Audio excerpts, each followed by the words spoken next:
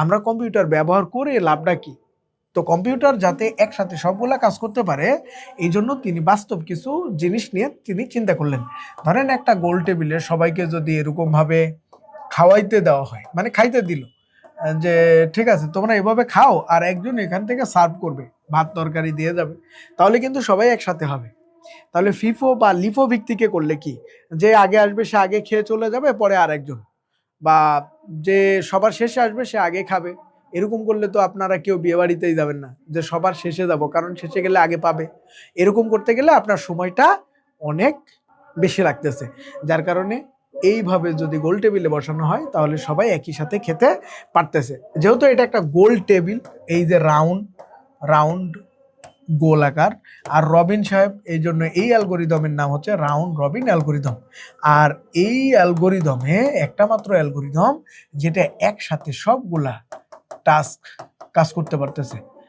এই অনেকগুলা টাস্ক, এগুলো সবই যদি টাস্ক 1 থেকে n পর্যন্ত টাস্ক থাকে, এই টাস্কগুলোকে বলতেছে, এই টাস্কগুলোকে কি বলতেছে? মাল্টিটাস্কিং। এখান থেকে পরীক্ষায় কোশ্চেন দুইটা আসছে, মাল্টিটাস্কিং। মাল্টিটাস্কিং এর জন্য উপযুক্ত অ্যালগোরিদম কোনটা?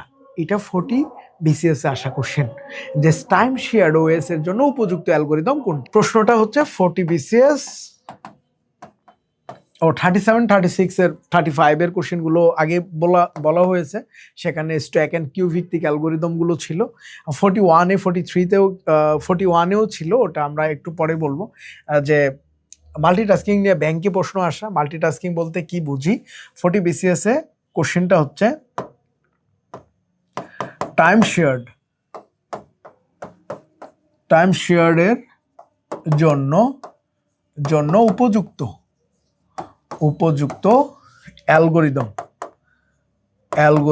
কোনটি। তার মানে এখানে বলতেছে যে সময়টাকে ভাগাভাগি করে নিতে পারে, শেয়ার করতে পারে, এরকম উপযুক্ত অ্যালগোরিদম কোনটা। তাহলে দেখেন তো কি সময়টাকে ভাগাভাগি করে নিয়ে একসাথে অনেকগুলো কাজ হচ্ছে, তাহলে এখানে আনসার উইল বি আর অ্যালগোরিদম, মানে রাউন্ড রবিন।